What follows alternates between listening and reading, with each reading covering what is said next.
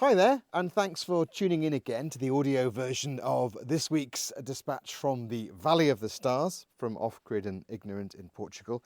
As always, check out the photos and links and things on the website of the same name. This week, the dispatch is entitled The Valley of Death, a warning, but also an inspiration. Well, now you just need to get through the Valley of Death, don't you? Was the unexpected message of encouragement from one of our recent guests. I met Professor Eric Lambin at Stanford University in Northern California, where Anna and I spent a fabulous, albeit COVID-interrupted, back-to-school journalism fellowship year. He might be a world-renowned geographer, a member of the European Commission's group of chief scientific advisors, and a Blue Planet Prize winner, but he was also one of the 3 students rocking up for beginning Portuguese classes every weekday morning. All of us wanted to learn European Portuguese, but with more than 200 million Brazilians out there, that wasn't an option. And so we were learning to say the word city with a swagger as cidade-gee rather than cidade, and speaking virtually shush-free. There's quite a difference between the 2 versions of Portuguese, and every evening Anna would make me rewrite all the verb tables, adding the to form, second-person pronoun, which is largely ignored in Brazil, where você is favoured for everything. And the letter S is often pronounced sh in Portugal, at the end of a word or before a consonant. It's why it sometimes sounds like Russian, and while the Portuguese can understand spoken Spanish, it doesn't work the other way round. Here's an attempt to explain what I mean, through a few words and a Portuguese tongue twister. 3 plates of wheat for 3 sad tigers. 3 pratos de trigo para 3 tristes tigres. Oh, hang on a sec. That's why it's a tongue twister. 3 pratos de trigo para 3 tristes tigres. Festa, meaning party, is pronounced festa. Ratos, meaning mice, is pronounced ratus. Oh, and hashish is spelt with 2 X's. But I digress. Eric's disturbing talk about death in the Valley of the Stars was taken from his knowledge of Silicon Valley, and a pattern which leads many startup companies to fail. As a geographer myself, graphs and maps always help illustrate a point, but that doesn't work so much in audio. So, Investopedia describes the Death Valley curve as the span of time from the moment a company receives its initial capital contribution until it finally begins generating revenue. In other words, having spent almost all our money, we need to keep going and finish everything until we officially open and guests start providing us with income to pay our costs and pay off our loan. Now, I know this is not world-changing tech we're developing. We're not trying to train drones to swarm or reinvent the Facebook, interestingly pronounced Facebookie in Brazilian. We're just trying to build a few houses to rent out. As regular listeners know, there's a bit more to it than that. A totally sustainable off-the-grid Ecolux lodge is very challenging, and the only world we'll be changing if we don't make it through Death Valley is our own. But you know what I mean. We're nibbling away at the to-do list, a bit slower than we'd hoped, but every little thing left to do by the builders needs to be done by us, and there are still a lot of projects. Connecting the new Starlink to our Ethernet network was a nightmare. I mean, have you ever tried to wire up a fiddly little Ethernet plug? Madness. Is it a T568A or a T568B when it comes to wiring up RJ45? There must be an easy way of doing it. Skirting boards remain unfitted and unsealed. Headboards aren't putting themselves up, and the remaining furniture is slowly being assembled. Next is to rename our buildings in a snappier way.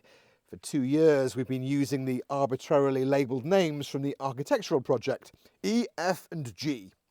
Building E is the main building, or the pool house, or whatever else we come up with. F is the villa, and G is the row of ensuite rooms. Maybe we should name them after wine grapes, or stars, or, I don't know. Senor Manuel, the builder, returned for a final run-through of what still needs to be finished or tweaked, and he brought an unusual warm glow and broad smile on his face, which could be either relief or perhaps pride. After nearly 2 years, he's transformed this hilltop from a tatty, overgrown eucalyptus plantation into a stunning tourist lodge. And the only big part of the job left to finish now lies with the electrician, who hasn't been well. What's the problem with the occasional live wire sticking out here and there? Hopefully he's feeling better and will be back this week. We've been helped hugely by the surges of activity provided by visiting skilled friends. And hosting our first sardine and wine dinner at our main building gave us a real boost. Our Portuguese winemaking friends Mauro and Rita stayed with their kids for a few days, road testing the pool and bringing a small lake of their own wine, and some much needed help and advice. They make amazing wines, and they're just starting on a similar tourism project in Cuba, Alentejo, which claims to be the original Cuba. They're naturally putting natural wine at the heart of that project, and I've written about them on previous wine blogs.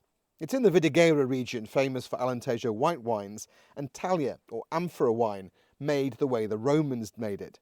Do go onto the website to check out their links to their project and to other previous posts. They put us in touch with someone who might help us navigate these last crucial stages of the project, and have proposed a little arrangement that will allow us to have our own house wine this year. Watch this space. Anna's old pal Joanna is the third person we've lured to buy a house in this still undiscovered part of Portugal, and she was here to get to grips with what needs to be done to the new place. She has a Wine and Spirit Educational Trust, or WSET, diploma in wine, as well as working in Greenland. I mean, how cool is that? Quite cool, apparently. Well, actually pretty chilly, but stunning. And so we're trying to persuade her to run wine training courses here. Her boyfriend Paul also arrived from Shanghai to take a first look. Paul's very handy. As well as working on their place, he spent some time helping us out, creating an amazing storage space and daybed headboard for one of the mezzanines in just one day, and helping bring an added bit of Irishness to some sports watching.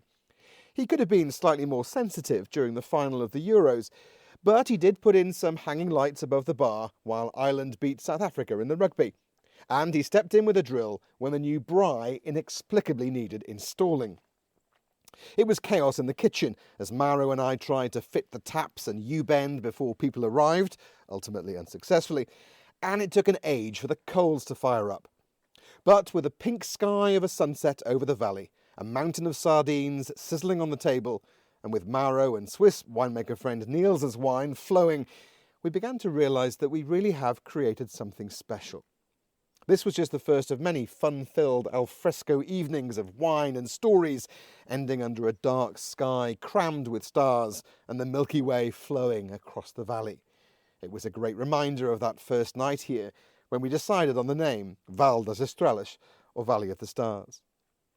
Maybe we've climbed up the steepest side of the Valley of Death, or maybe it's a false summit. But as I never used to say at the end of a BBC report, because it's a terrible cliché, only time will tell. We've decided that encouraging people to visit with a lure of a package or some form of retreat is the best way forward. Professor Eric may have scared us a little using the phrase Valley of Death in the Valley of the Stars, but he and his wife Regine also inspired us with their project in northern Portugal. They bought an estate house, spent a few years doing it up, and now run a very successful business at Quinta de Mamela and run cultural tours and horse tours, packages of things to do, reinforcing our idea that this is a good way forward. They wanted to walk stretches of the Rota Vicentina long-distance trail and loved it despite the summer heat.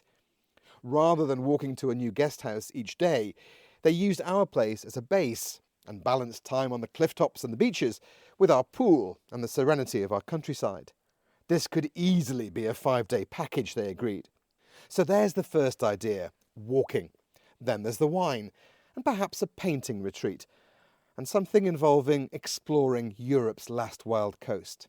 And if you have any ideas about content to fill a week while enjoying an undiscovered part of Portugal, do let us know. Thanks again for listening.